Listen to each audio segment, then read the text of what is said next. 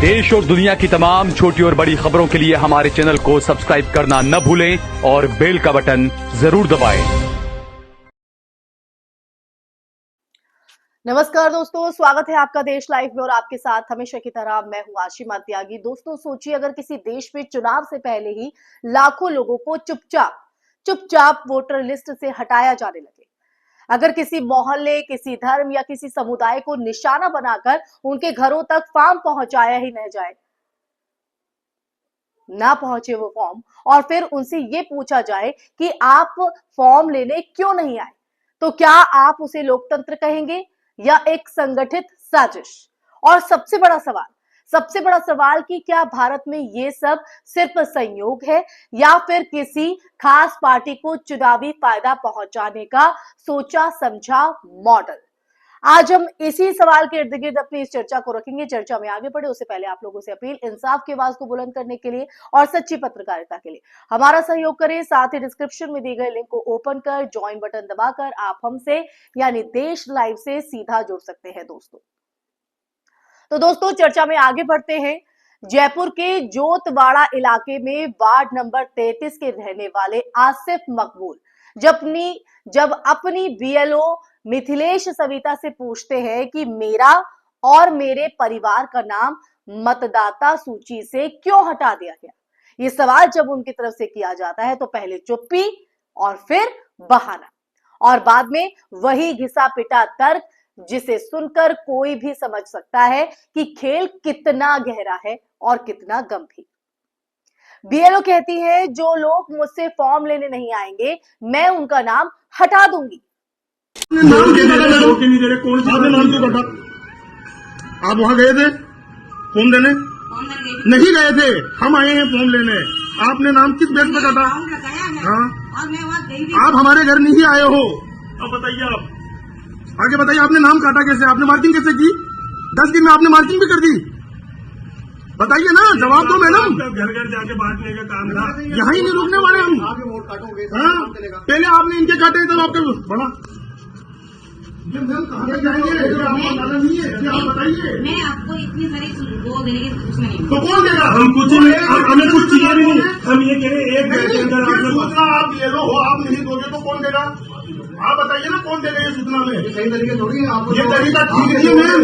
Vote काटोगे आप काम किसके लिए कर रहे हो? गवर्नमेंट के लिए कर रहे हो या किसी और संस्था के लिए कर रहे हो मैडम? आप काम किसके लिए कर रहे हो? गवर्नमेंट के लिए? गवर्नमेंट एम्प्लॉय हो तो फिर ये किसका काम था कि ये फॉर्म डिस्ट्रीब्यूट करने हैं फील्ड में? बिल्कुल आपका मैडम मैंने दूसरा सवाल बताइए, आपका काम था, कौन करेगा? आप करोगे? आप घर काम नहीं कराए। पहली बात तो ये घर आए तो फॉर्म नहीं दे, घर आकर इन्होंने फॉर्म नहीं दिया। जहाँ इनसे लेने आ रहे हैं तो इन्होंने कह रहे मैंने नाम काट दिया। भाई आपने किस बेस पे नाम काटा है? वो किराएदार है? कितने नाम काटने का टारगेट है आपके पास? ये सही तरीके आपके और भी लोग काम करते हैं। वोटर आईडी कार्ड है, यहाँ पे तो सामने रह रहे जल्दी से उनका नाम काट जा रहा हूँ। किस आपको नाम काट रहा हूँ? ये तरीका सही है क्या? ये पूरे बर्बादी के हिंदुस्तान को बर्बादी में लाके रहे हो पूरा तरह। आपने ये नाम काटा कैसे? किराएदार इनका टारगेट फिक्स कर दिया उन्होंने। ये सोच रहे हिंदुस्तान तरक्की पर आ रहे हैं, हिंदुस्तान को बर्बाद करने। ये जो मैम ये करने वाले ठीक नहीं है। पर सवाल दोस्तों यहाँ पर ये हो जाता है कि क्या लोगों को फॉर्म लेने बीएलओ के पास जाना होता है? नहीं, कानून कहता है बीएलओ का काम घर घर फॉर्म पहुंचाना और सूची अपडेट करना है, ना कि फॉर्म ना लेने पर किसी की नागरिकता का एहसास मिटा देना। दोस्तों यही तो असली साजिश है, असली कहानी, जहां जिम्मेदारी को उल्टा करके नागरिक को ही दोषी ठहरा दिया जाता है। और इस पूरी प्रक्रिया का शिकार कौन बनता है?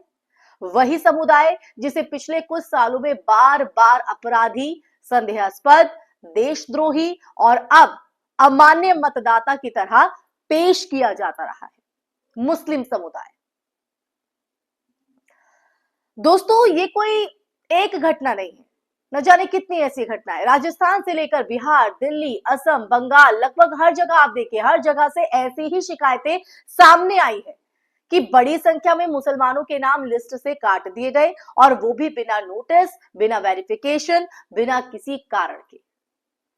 और कुछ रिपोर्टों की बात करें तो कुछ रिपोर्ट तो ये भी बताती है कि कई जगह 20 से 25% तक मुस्लिम वोटर्स गायब मिले।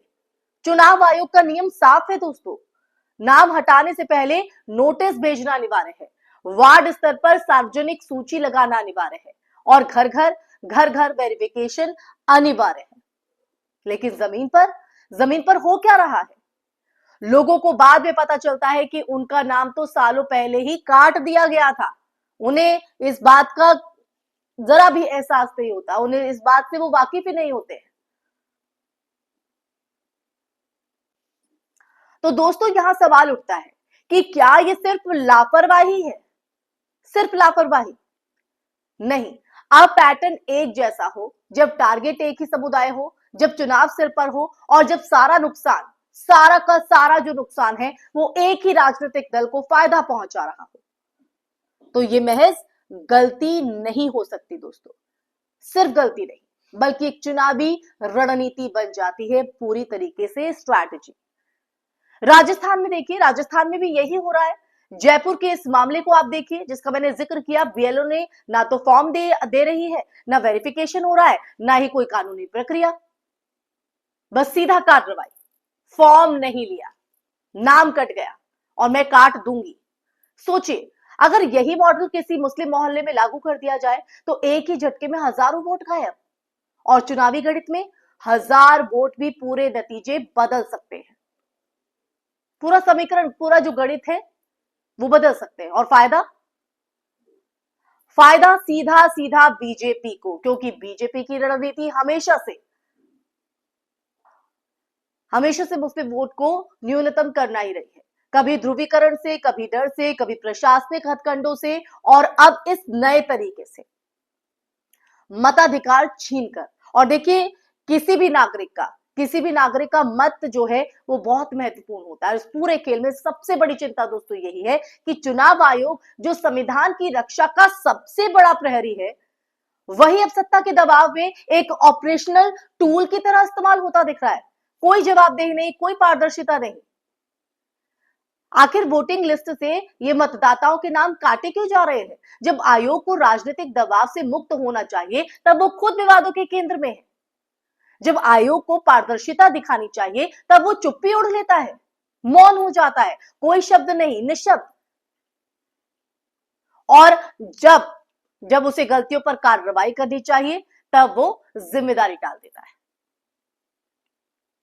और जयपुर का ये जो मामला जिसका जिक्र मैंने किया, जयपुर का ये मामला दरअसल एक डेमो मॉडल है। डेमो कैसे एक समुदाय को चुपचाप धीरे धीरे व्यवस्थित तरीके से राजनीतिक प्रक्रिया से बाहर किया जा रहा है।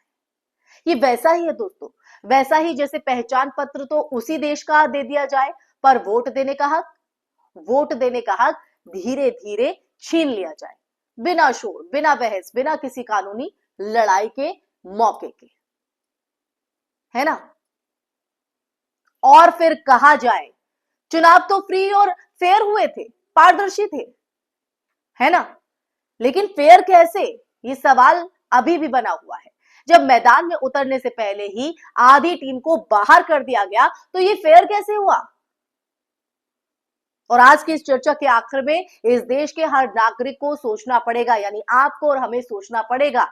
आज मुसलमानों के नाम हट रहे हैं तो कल दलितों के, फिर आदिवासियों के, और फिर किसी दूसरे विरोधी समुदाय के। दोस्तों अगर लोकतंत्र में मताधिकार ही असुरक्षित है तो लोकतंत्र बचा ही कहां?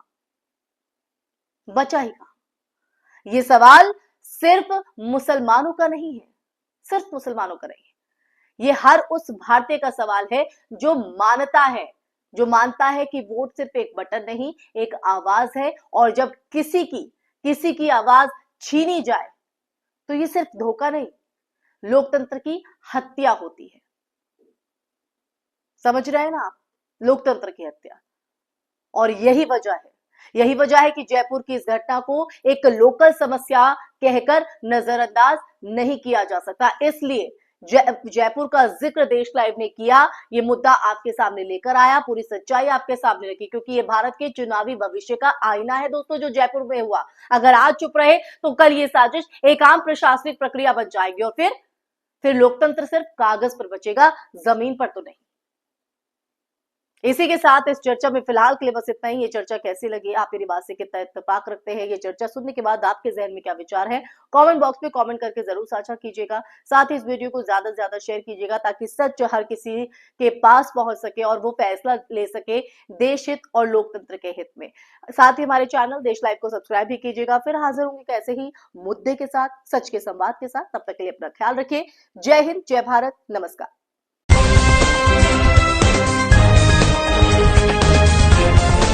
देश और दुनिया की तमाम छोटी और बड़ी खबरों के लिए हमारे चैनल को सब्सक्राइब करना न भूलें और बेल का बटन जरूर दबाएं।